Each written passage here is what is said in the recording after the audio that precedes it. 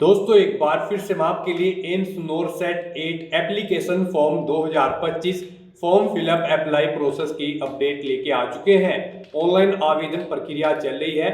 Last date की update है, केवल 3 दिन शेष रह गए हैं। आप जल्द से जल्द अपना फॉर्म फिल कर ले, कहीं मौका हाथ से छूट न जाए। ऑनलाइन आवेदन करते समय आपको कोई भी ऐसी गलती या फिर मिस्टेक नहीं करनी होगी, नहीं तो आपके एप्लीकेशन फॉर्म रिजेक्ट हो सकते हैं। और ऑनलाइन आवेदन करते समय आपको कुछ महत्वपूर्ण बातों का भी ध्यान रखना होगा, तभी आपके एप्लीकेशन फॉर्म सक्सेसफुली सबमिट किए जाएंगे। आवेदन करते समय आपको फोटोग्राफ, सिग्नेचर, डॉक्यूमेंट्स कैसे और कितने केबी में अपलोड करने होंगे, कंप्लीट जानकारी आपको इस वीडियो में दी जाएगी। साथ ही साथ इस वीडियो में हम आपको ये भी जानकारी दिखाएंगे कि क्या यहाँ पर एलिजिबिलिटी क्राइटेरिया है, एप्लीकेशन फीस आपको कैसे और कितनी जमा करनी होगी, क्या आपका सिलेक्शन क्राइटेरिया है, हाउ टू अप्लाई का कंप्लीट प्रोसीजर क्या रहने वाला है। स्टेप बाय स्टेप कंप्लीट जानकारी के लिए आपको ये वीडियो शुरू से लेके एंड तक बिना स्किप किए हुए देखनी होगी। इस वीडियो को कंप्लीटली देखने पर ही आपके सभी सवाल और डाउट क्लियर होंगे। तो चलिए दोस्तों, बिना कोई वक्त गंवाए शुरू करते हैं AIIMS NORCET 8 online application form 2025 की पूरी जानकारी। फॉर्म भरने से पहले आपको हमारी वेबसाइट IND सरकारी नौकरी के इस पेज का लिंक नीचे description plus first comment box में मिल जाएगा, और हमारे इस पेज पर विजिट करके आप यहां से एम्स नोरसेट 8 का ऑनलाइन फॉर्म फिल कर सकते हो। All India Institute of Medical Science AIIMS अखिल भारतीय चिकित्सा संस्थान के अंतर्गत nursing officer recruitment common eligibility test NORCET 8 का नोटिफिकेशन रिलीज कर दिया गया है। ऑनलाइन आवेदन प्रक्रिया चल रही है। लास्ट डेट की अगर बात कीजिए तो 17 मार्च 2025 तक आप फॉर्म फिल कर सकते हो। आवेदन करने के केवल 3 दिन शेष रह गए हैं। आप जल्द से जल्द अपना फॉर्म फिल कर ले, कहीं मौका हाथ से छूट न जाए। सैलरी 9,300 से 34,800 है प्रति माह के लिए। BSc honours nursing, BSc nursing और BSc पोस्ट सर्टिफिकेट या पोस्ट बेसिक BSc नर्सिंग और डिप्लोमा GNM से आप अप्लाई कर सकते हो। 18 से 30 वर्ष आयु सीमा है। जनरल OBC के लिए 3,000 रुपये फीस है। SC ST के लिए 2400 है। PH कैंडिडेट को फीस जमा नहीं करनी होगी। ऑनलाइन या ऑफलाइन आप पेमेंट कर सकते हो। सिलेक्शन होगा stage first pre exam, stage second main exam, stage third document verification, stage 4 medical examination के आधार पे ऑनलाइन अप्लाई कर सकते हो। ऑल इंडिया से अप्लाई कर सकते हो। emsexams.ac.in पोर्टल से ही इसकी ऑफिशियल वेबसाइट है। इंपोर्टेंट लिंक सेक्शन में ऑफिशियल नोटिफिकेशन PDF लिंक पर आप जैसे ही क्लिक करोगे तो इसकी PDF यहाँ पर ये ओपन हो जाएगी। इसमें आपको एलिजिबिलिटी क्राइटेरिया की डिटेल दी गई है, जो आप वीडियो को पॉज करके यहाँ से सिंपल वे में रीड आउट कर सकते हो। देन उसके बाद एज लिमिट आप चेकआउट कर सकते हो। एप्लीकेशन फीस डिटेल चेकआउट कर सकते हो। आवेदन की आपको डेट दे दी गई है। यहाँ पर ऑनलाइन प्री एग्जाम 12 अप्रैल 2025 सैटरडे के दिन कंडक्ट होगा। मेन एग्जाम 2 मई 2025 फ्राइडे के दिन कंडक्ट होगा। इसी तरह जनरल कंडीशंस आपको दी गई हैं, जिनको आप रीड आउट कर सकते हैं अप्लाई करने से पहले। साथ ही साथ एज रिलैक्सेशन, SC ST को 5 साल की छूट दी जा रही है, OBC के लिए 3 साल, PWBD के लिए 10 साल। इसी तरह से सभी कैटेगरी के लिए आप एज रिलैक्सेशन चेकआउट कर सकते हो। साथ ही साथ यहाँ पर आपको इसमें एग्जाम पैटर्न, सिलेबस की सिलेक्शन क्राइटेरिया के अंतर्गत प्री और मेन एग्जाम की जानकारी दी गई है। साथ साथ एग्जाम सेंटर की लिस्ट और हाउ टू अप्लाई का कंप्लीट प्रोसीजर आपको दे दिया गया है। तो अप्लाई ऑनलाइन करने से पहले आपको एक ऑफिशियल नोटिफिकेशन की PDF पूरा पढ़ना अनिवार्य है। इसको पूरा पढ़ने से ही आपके सभी सवाल और डाउट क्लियर होंगे। PDF रीड आउट करने के बाद में आपको अप्लाई ऑनलाइन लिंक पर क्लिक करना होगा, तो आपके सामने इसका ऑनलाइन का पोर्टल ओपन हो जाएगा। यहाँ पर अगर आपने पहले से रजिस्ट्रेशन कर रखा है तो आपको लॉगिन टू अप्लाई की इस टैब पर क्लिक करना होगा। इस टैब पर आप जैसे ही क्लिक करोगे तो आपके सामने यहाँ पर लॉगिन का पेज ओपन हो जाएगा। यहाँ पर आपको कैंडिडेट ID या फिर मोबाइल नंबर एंटर करना होगा, पासवर्ड यहाँ पर एंटर करना होगा और लॉगिन की टैब पर क्लिक करते हुए लॉगिन करके अपने डैशबोर्ड में से फॉर्म फिल कर लेना होगा। और अगर आपने पहले से रजिस्ट्रेशन नहीं किया हुआ है तो आपको क्रिएट ए न्यू अकाउंट इस टैब पर क्लिक करना होगा। इस टैब पर आप जैसे ही क्लिक करोगे तो आपके सामने यहाँ पर रजिस्ट्रेशन का एक पोर्टल ओपन हो जाएगा। यहाँ पर आकर सबसे पहले आपको अपना नाम एंटर कर देना है। उसके बाद यहाँ पर आपको अपना नाम री एंटर करना होगा कंफर्मेशन के लिए। फिर यहाँ पर आप अपना मोबाइल नंबर एंटर करें, उसे एक बार फिर से एंटर करके कंफर्म कर ले। ऐसे ही आप अपनी ईमेल ID यहाँ पर एंटर करें और फिर उसे भी कंफर्म कर ले एक बार फिर से टाइप करके। उसके बाद यहाँ पर आपको अपना पासवर्ड एंटर करना है।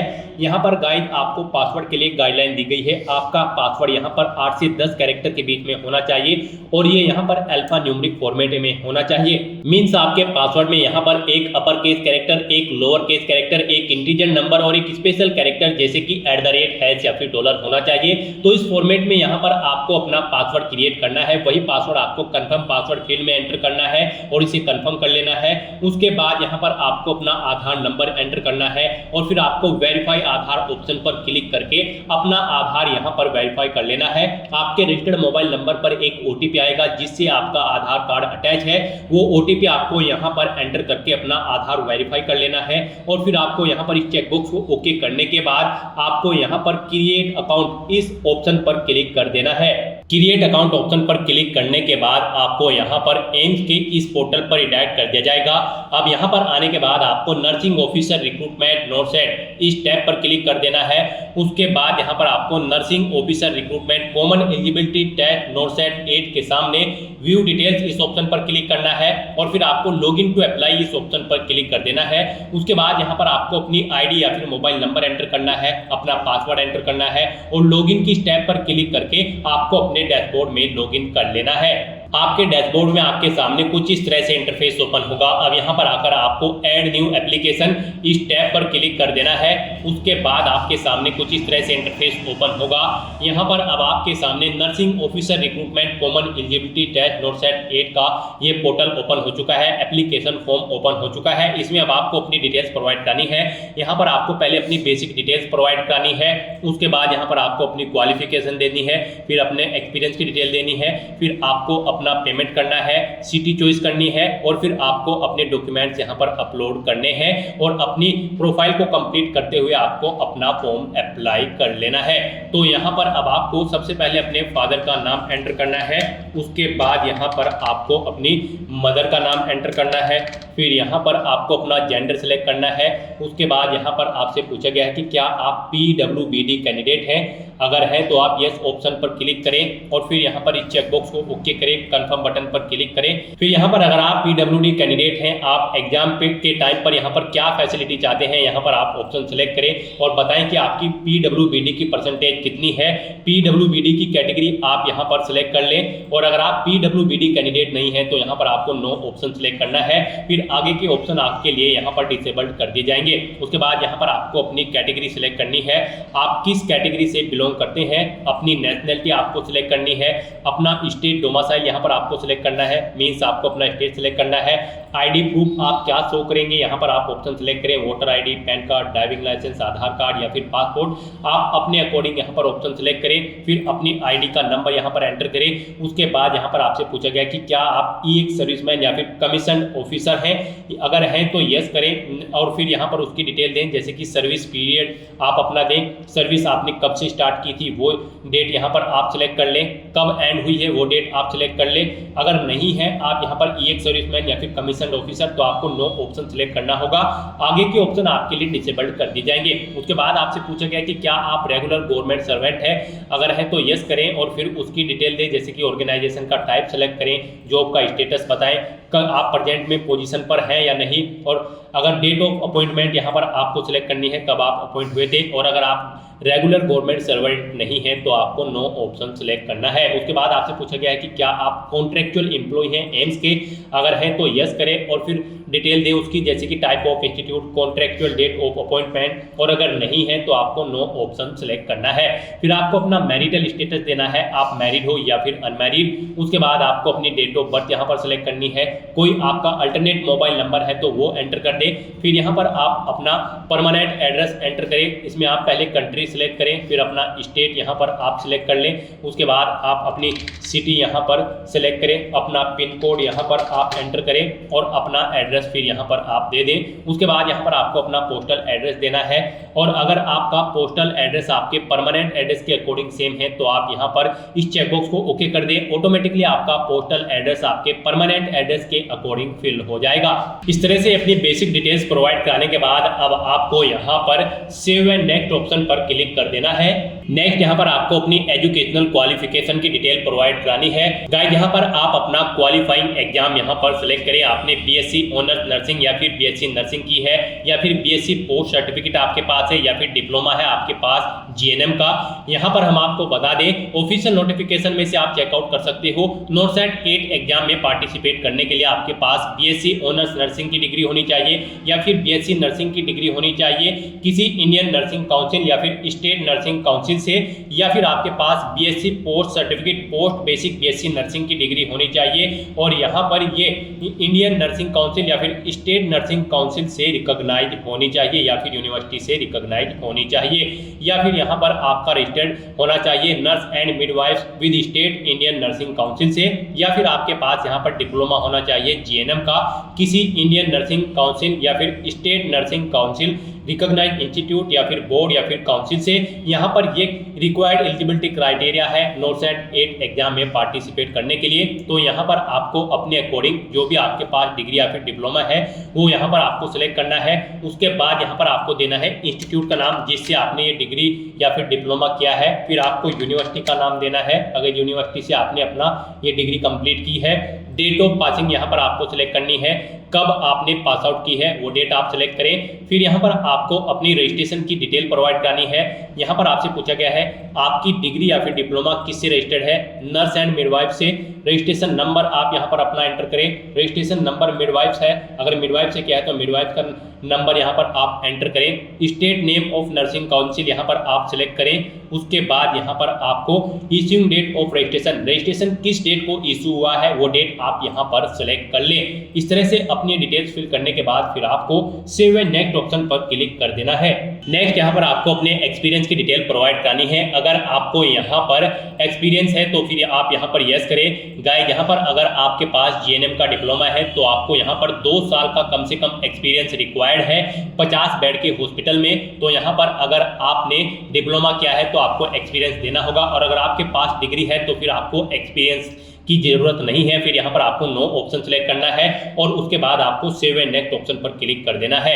और अगर आपको एक्सपीरियंस है तो आप यहाँ पर यस करें। फिर ऑर्गेनाइजेशन का नाम यहाँ पर आप सिलेक्ट करें किस में आपको एक्सपीरियंस है। फिर पोस्ट का नाम, पोजीशन का नाम दें किस पोजीशन पर आप कार्यरत थे। एम्प्लॉय का टाइप सिलेक्ट करें, आप रेगुलर थे, कॉन्ट्रैक्ट थे या फिर टेम्परेरी। उसके बाद कितने नंबर ऑफ बेड का हॉस्पिटल था वो यहाँ पर आप एंटर करें। फिर आपने कब से अपनी जॉब स्टार्ट की थी वो सिलेक्ट करें। आप करंट में वर्किंग है या फिर नहीं, आप ऑप्शन सिलेक्ट करें। करंट में वर्किंग है तो आप सिलेक्ट रहने दें, नहीं है तो आप नो ऑप्शन सिलेक्ट कर लें। और उसके बाद यहाँ पर गाइस आपको सेव एंड नेक्स्ट ऑप्शन पर क्लिक कर देना है। नेक्स्ट यहाँ पर आपको अपना फीस पेमेंट करना है। गाइस यहाँ पर हम आपको बता दें अगर आप जनरल ओबीसी कैंडिडेट हैं तो आपको 3000 रुपये इस एग्जाम में पार्टिसिपेट करने के लिए फीस जमा करानी होगी।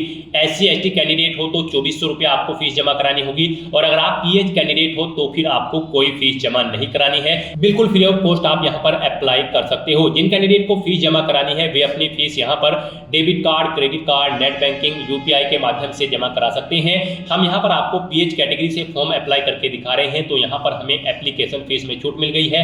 अब यहाँ पर फीस पेमेंट करने के बाद फीस पेमेंट करने में कोई ज्यादा बड़ी दिक्कत नहीं है। आप सिंपली UPI के थ्रू अपना फीस पेमेंट कर सकते हो। आप कोड स्कैन करें और अपना फीस पेमेंट कर दे, या फिर डेबिट कार्ड, क्रेडिट कार्ड के थ्रू आप अपना फीस पेमेंट कर सकते हो। फीस पेमेंट करने के बाद या फिर अगर आपका फीस पेमेंट नहीं है, आप एप्लीकेशन फीस से एक्सेप्टेड है तो फिर आपको सेव एंड नेक्स्ट ऑप्शन पर क्लिक कर देना है। नेक्स्ट यहाँ पर आपको अपनी एग्जाम सिटी सिलेक्ट करनी है। यहाँ पर आपको 4 चॉइसेस दी गई है, इनमें से आपको 3 चॉइस देनी है। एक चॉइस यहाँ पर आपको automatically anywhere in India option मिलेगा, उसमें आप चेंज नहीं कर सकते हो। तो यहाँ पर आप जिस सिटी को फर्स्ट नंबर पर प्रेफरेंस देना चाहते हैं उसे यहाँ पर आप फर्स्ट नंबर पर सिलेक्ट करें। जिसे सेकंड नंबर पर प्रेफरेंस देना चाहते हैं उसे आप सेकंड नंबर पर यहाँ पर प्रेफरेंस दें। यहाँ पर आप पहले स्टेट सिलेक्ट करें, फिर उसकी सिटी सिलेक्ट कर लें, और 4th नंबर पर यहाँ पर आपको कुछ भी नहीं करना है। यहाँ पर ऑटोमेटिकली आपको ऑप्शन मिलेगा एनीवेयर इन इंडिया, सिटी भी एनीवेयर इन इंडिया। यहाँ पर ये ऑप्शन आपको फिल नहीं करना है। इस तरह से अपनी एग्जाम सिटी सिलेक्ट करने के बाद अब आपको सेव एंड नेक्स्ट ऑप्शन पर क्लिक कर देना है। नेक्स्ट यहाँ पर आपको अपने डॉक्यूमेंट अपलोड करने हैं। गाइस यहाँ पर सबसे पहले आपको अपने सर्टिफिकेट अपलोड करने हैं। अगर आप PWBD कैंडिडेट से हैं और आप रिजर्व कैटेगरी से बिलोंग करते हो तो यहाँ पर आपको पहले अपने कुछ सर्टिफिकेट अपलोड करने होंगे। सबसे पहले आपको नो ऑब्जेक्शन सर्टिफिकेट अपलोड करना है। यहाँ पर आपका ये सर्टिफिकेट सर्टिफिकेट पीडीएफ फॉर्मेट में होना चाहिए। 2 MB उसका मैक्सिमम साइज रखा गया है, यानी कि 2 MB से कम आपका सर्टिफिकेट होना चाहिए। यहाँ पर आपको क्लिक है टू अपलोड की इस इमेज पर क्लिक करना है, फाइल को सिलेक्ट करना है और उसे यहाँ पर अपलोड कर देना है। उसके बाद यहाँ पर आपको अपना कैटेगरी सर्टिफिकेट अपलोड करना है, ये भी आपका पीडीएफ फॉर्मेट में होना चाहिए, 2 MB से कम होना चाहिए। यहाँ पर आप क्लिक है टू अपलोड ऑप्शन पर क्लिक करें, फाइल को सिलेक्ट करें और अपलोड कर दें। उसके बाद आपको अपना PWBD सर्टिफिकेट अपलोड करना है। अगर आप PWBD कैंडिडेट हैं, यहाँ पर भी आपको क्लिक है टू अपलोड के इस ऑप्शन पर क्लिक करना है, फाइल को सिलेक्ट करना है और उसे अपलोड कर देना है। इसका भी मैक्सिमम साइज 2 MB रखा गया है। फिर यहाँ पर आप अगर PWBD appendix A1, A2, A3 certificate holder हैं, यानी कि आप इसके दायरे में आते हैं, तो यहाँ पर आपको फॉर्म डाउनलोड कर लेना है और उसे भरकर आपको फिर यहाँ पर अपलोड कर देना है। ये भी पीडीएफ फॉर्मेट में आपको अपलोड करना होगा। 2 MB इसका भी मैक्सिमम साइज रखा गया है। यहाँ पर भी आप क्लिक है टू अपलोड ऑप्शन पर क्लिक करके इसे अपलोड कर सकते हैं। उसके बाद गाइस यहाँ पर आपको अपना प्रोफाइल फोटो अपलोड करना है। यहाँ पर आपका ये फोटो JPG, JPEG फॉर्मेट में होना चाहिए या फिर WEBP या फिर PNG फॉर्मेट में होना चाहिए और आपका ये फोटो यहाँ पर 2 MB से कम होना चाहिए। इसके लिए भी आपको क्लिक और drag file to this area to upload, आपको इस एरो की पर क्लिक करना है, फाइल को सेलेक्ट करना है और उसे यहाँ पर आपको अपलोड कर देना है। अगर आप अपनी इमेज क्रॉप करना चाहते हैं तो क्रॉप कर सकते हैं, अगर ओके है तो आप सबमिट बटन पर क्लिक कर दें, आपका फोटो अपलोड हो जाएगा। फिर यहाँ पर the uploaded photo is not more than 6 month old, यहाँ पर आपका ये फोटो 6 मंथ से ज्यादा ओल्ड नहीं होना चाहिए, मीन्स रिसेंटली आपका फोटो यहाँ पर खींचा होना चाहिए। तो यहाँ पर आपको चेकबॉक्स को ओके कर देना है। यहाँ पर आपको इंस्ट्रक्शंस दिए गए हैं, इन इंस्ट्रक्शंस को आपको रीड कर लेना है अपने डॉक्यूमेंट को अपलोड करते हुए, जैसे फोटो, सिग्नेचर और बाकी के डॉक्यूमेंट।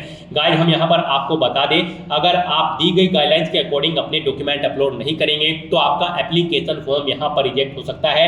यही वो कॉमन मिस्टेक है जिसे मोस्टली कैंडिडेट कर देते हैं और इसकी वजह से उनके एप्लीकेशन फॉर्म रिजेक्ट होने के चांसेस रहते हैं। तो आपको दी गई गाइडलाइंस के अकॉर्डिंग अपने डॉक्यूमेंट अपलोड करने हैं, जैसे कि फोटो, सिग्नेचर और बाकी के डॉक्यूमेंट, अदरवाइज आपका एप्लीकेशन फॉर्म रिजेक्ट हो सकता है। फोटो अपलोड करने के बाद आपको अपने सिग्नेचर यहां पर अपलोड करने हैं।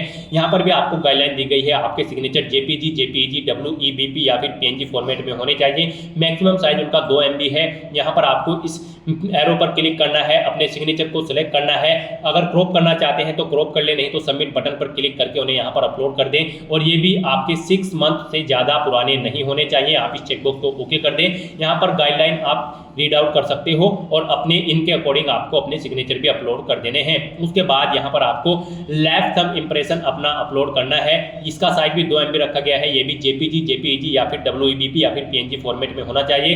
आप यहाँ पर क्लिक और ड्रैग के इस ऑप्शन पर क्लिक करें, यहाँ पर अपना लेफ्ट थंब इंप्रेशन आप सिलेक्ट करें और फिर क्रॉप करना चाहते हैं तो क्रॉप कर ले, नहीं तो आप सबमिट बटन पर क्लिक करके इसे अपलोड कर दें। ये भी 6 मंथ से ओल्ड नहीं होना चाहिए। आप इस चेकबॉक्स को ओके कर दें। यहाँ पर भी इसके लिए भी आपको गाइडलाइन दी गई है, इसके अकॉर्डिंग आप अपने डॉक्यूमेंट यहाँ पर अपलोड कर दें। इस तरह से अपने सभी डॉक्यूमेंट्स यहाँ पर अपलोड करने के बाद गाइस जब आपको सेव एंड रिव्यू इस ऑप्शन पर क्लिक कर देना है।